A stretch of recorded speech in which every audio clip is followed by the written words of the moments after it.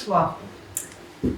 Imaginez, en 2008, je rentre d'un an de postdoctorat à Chicago, dans un super laboratoire, où j'ai la chance de travailler avec une équipe brillantissime qui découvre, pendant que je suis là, des protéines majeures, aujourd'hui impliquées dans la biominéralisation et dans plein de pathologies du squelette, en particulier dans des maladies rares liées à l'extrême métabolisme phosphocalcique.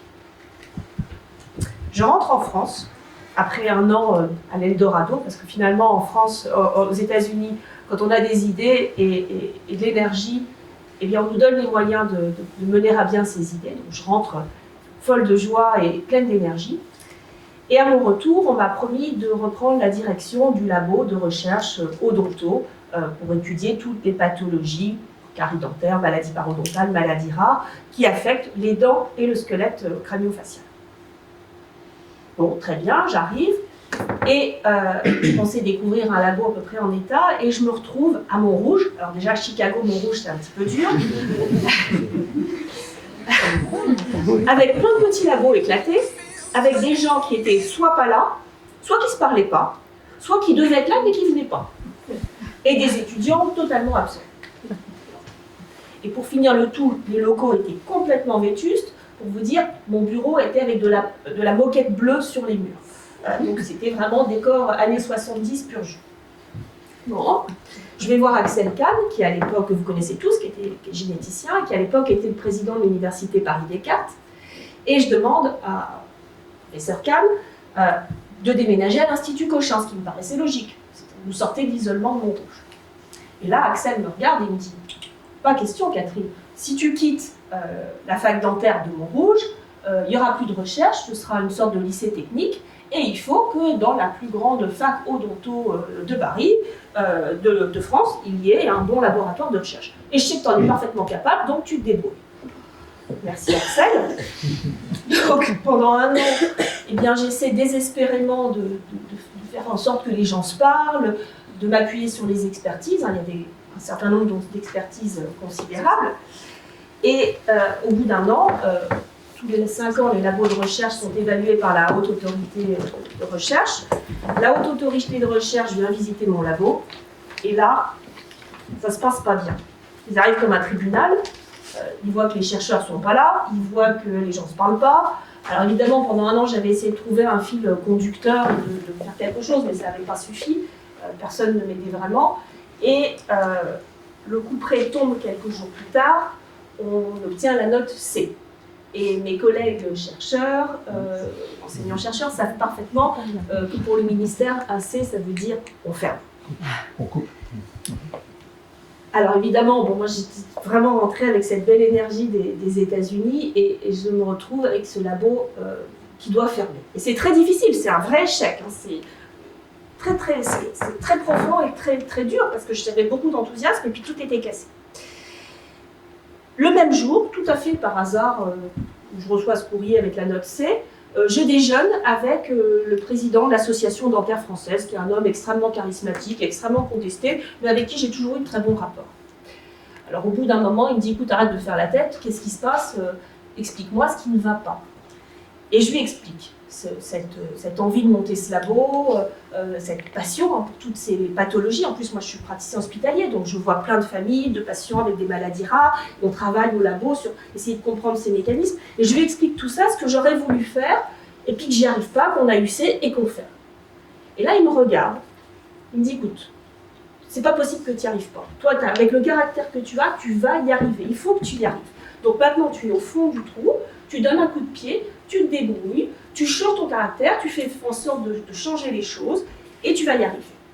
Il m'a dit ça avec une telle conviction que finalement, je me suis dit, pourquoi pas, je vais essayer. Alors j'ai tout de suite couru dans le service à Necker du président du conseil scientifique de l'université et je lui ai dit, écoute, il faut qu'on y arrive, il faut qu'on trouve, qu'on change de tactique et il faut faire en sorte d'y arriver. Et je ne sais pas comment vous dire, j'avais retrouvé une sorte d'énergie, j'avais retrouvé mon énergie américaine, c'était reparti. Alors on a fait en sorte que finalement, les chercheurs qui n'étaient pas là, soit ils venaient et puis ils étaient là et ils faisaient leur boulot de recherche, soit s'ils voulaient rester ailleurs, très bien, mais ils passaient ailleurs et je récupérais les postes. Tous ceux qui devaient partir à la retraite sont partis à la retraite et puis j'ai pu les remplacer. À l'aide de l'université, on a pu recruter des jeunes chercheurs, des jeunes ingénieurs, des jeunes chercheuses extrêmement brillantes. Alors on a fait venir des gens qui travaillaient sur le minéral, on a fait venir des gens qui travaillaient d'horizons différents, et on a pu créer vraiment une équipe très innovante. Et puis, on a pu s'appuyer sur un certain nombre d'expertises du laboratoire. Et à ce moment-là, on a eu beaucoup de chance parce que tous les réseaux, le président de la République a mis en place tous les réseaux de prise en charge des maladies rares. Il a bien structuré en France les filières de maladies rares. Et là, on a été très soutenus par les centres de référence, en particulier sur toutes ces maladies du squelette, et par les associations de malades. Et tout ça nous a donné vraiment beaucoup, ça a été un véritable tremplin. Et puis, je me suis appuyée sur les expertises anciennes du laboratoire, en particulier ce qu'est l'exploration des tissus minéralisés. Parce qu'on n'explore pas un os ou une dent comme on explore un foie ou un rein. Un foie ou un rein, on prend le tissu, on le coupe en tranches, il n'y a pas de préparation spécifique à faire. Un os, une dent, c'est un tissu minéralisé, extrêmement dur. La dent, c'est de l'émail, c'est extrêmement minéralisé, c'est du caillou. Donc, il faut des expertises qui sont extrêmement particulières. Et donc, ça, mon labo, on savait le faire. Et puis, on avait aussi des ingénieurs qui savaient faire de l'imagerie. Et c'est là que la FRM est intervenue. Merci beaucoup, Valérie, parce que on a appliqué un appel d'offres pour obtenir une machine extraordinaire. Donc vous mesdames et messieurs les donateurs, financé une machine extraordinaire, un scanner très haute résolution pour animaux vivants, pour lesquels on peut faire des analyses très poussées et très rapides du squelette des animaux.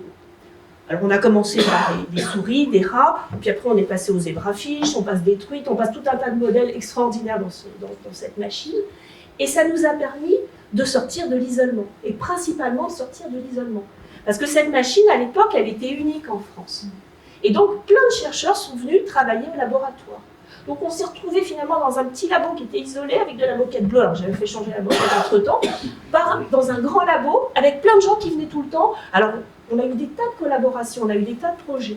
Et on a vraiment pu travailler. Alors au départ, on a travaillé beaucoup sur le squelette, et puis on a eu des demandes, on a travaillé en cardiologie, on a travaillé sur la fibrose pulmonaire, on a travaillé sur la graisse, on vient de publier dans Nature avec Guillaume Cano à l'Institut Necker. On a vraiment pu faire des travaux extraordinaires en externe. Et en interne, puisqu'on travaille sur la régénération des dents, de l'os de la face, en particulier dans le cadre de maladies rares, eh bien cette machine nous a été d'une très grande utilité et nous a permis vraiment d'obtenir un niveau avec beaucoup de succès, beaucoup de publications.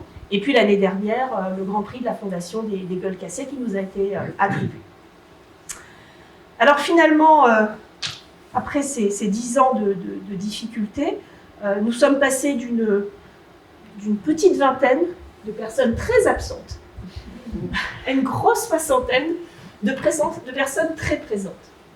Et alors, c'est d'autres problèmes, bien sûr. Donc, au labo, on a beaucoup de jeunes, beaucoup d'énergie, beaucoup d'étudiants, des dentistes, bien sûr, des médecins, beaucoup de pédiatres, des chercheurs, des ingénieurs, des normaliens.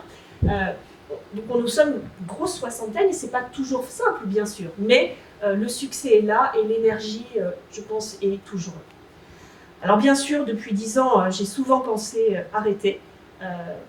C'est sûr que l'obstination a été un moteur, mais je ne le regrette pas et je pense que ce qui m'a surtout poussé au-delà de mon amour pour la recherche, c'est mon amour pour les patients. Je vous remercie.